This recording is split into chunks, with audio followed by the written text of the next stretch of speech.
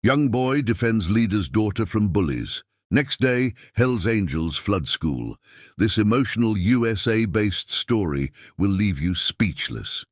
Don't forget to like, share, and subscribe to our channel for more powerful, inspirational stories. So let's begin. At Jefferson Middle School in a quiet Ohio town, 12-year-old Ethan Miller had learned how to disappear. He sat near the back, spoke only when called on, and avoided trouble. Being small for his age made him an easy target, so surviving meant staying invisible and getting through each day unnoticed. One gray afternoon, the final bell rang late, trapping students inside during heavy rain. As hallways emptied, Ethan headed for the lockers near the gym. That's when he heard laughter, sharp, cruel, and familiar. 3 eighth-grade boys had cornered a new girl beside the trophy case. The girl, Ava Reyes, clutched her backpack to her chest as insults rained down. They mocked her accent, her worn sneakers, and the way she avoided eye contact. One boy kicked her bag, spilling books across the floor. Ava knelt to collect them, hands shaking, face burning with shame. Ethan stopped walking. His heart pounded as old instincts screamed at him to keep moving. He knew those boys. Everyone did. They were bigger, stronger, protected by fear. Still, something about Ava's silence and trembling shoulders made his feet refuse to move. Before he could lose his nerve, Ethan stepped between them. His voice cracked as he told them to leave her alone. The bullies burst into laughter, shocked that someone like him would challenge them. One shoved Ethan hard into the lockers, metal clanging loudly. Pain shot through Ethan's back, but he stayed standing. Another punch landed on his shoulder, then his ribs. He raised his arms, blocking Ava, yelling for a teacher as loud as he could. The noise echoed down the hallway, finally drawing attention. A security officer appeared at the far end, and the bullies scattered, throwing threats over their shoulders. Ava helped Ethan up, her eyes wide with disbelief. She whispered thank you again and again, tears slipping down her cheeks as teachers rushed toward them. In the nurse's office, Ethan sat quietly with an ice pack. He insisted he was fine, though bruises were already blooming under his hoodie. Ava sat beside him, offering shy smiles.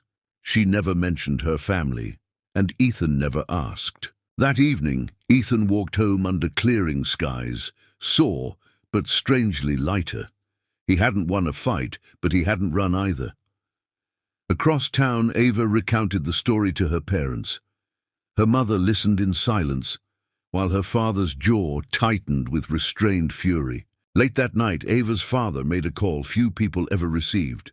His tone was calm, deliberate, and final. He didn't ask for revenge.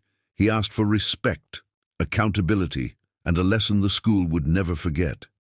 By dawn, engines were already warming. The next morning, Jefferson Middle School woke to a sound no one expected. Low, rumbling engines rolled through the quiet neighborhood like distant thunder. Parents dropping off their children slowed in shock as dozens of motorcycles lined the street, chrome gleaming beneath the rising sun. Students gathered near the windows, whispers spreading fast. Leather-clad riders stood in disciplined rows, calm and silent. There was no chaos, no shouting, only an unmistakable presence that demanded attention. Teachers exchanged nervous looks as the principal stepped outside to meet them. From the front, a tall man with graying hair and steady eyes removed his helmet. His voice was controlled, respectful, yet heavy with authority. He introduced himself simply as Ava's father and requested a private meeting with school leadership. Inside the office, he spoke not of threats, but of responsibility. He described what had happened to his daughter in clear detail and praised the boy who defended her. He made it known that bullying was not a minor issue. It shaped lives and broke spirits. The principal listened closely, understanding the weight behind every word. No demands were shouted. Instead, firm expectations were set. The school would act, policies would change, and accountability would be enforced. The message was sharp, but delivered with discipline and restraint. Soon after, the school gathered students in the auditorium. Ava's father stood on stage beside administrators. He called Ethan forward. The room fell silent as he thanked Ethan publicly for courage, empathy, and character beyond his years. Ethan's hands trembled as applause filled the hall. He had never been seen like this before. Ava smiled from her seat, pride shining through lingering fear. For the first time, Ethan felt visible for the right reason. The bullies were brought forward next. They faced consequences, suspensions, mandatory counseling, and formal apologies delivered under supervision. Their confidence crumbled as they were forced to confront the harm they had caused. Before leaving, the bikers announced funding for anti-bullying programs, peer support groups, and improved hallway monitoring.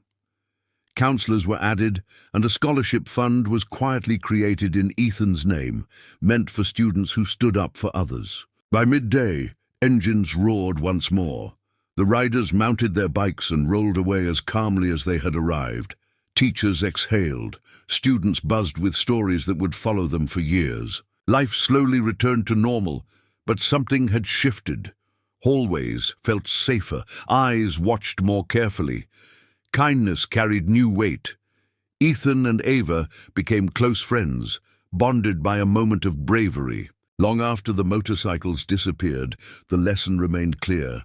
True strength wasn't in fear or power, but in standing up when it mattered. And sometimes, when courage speaks first, even legends listen.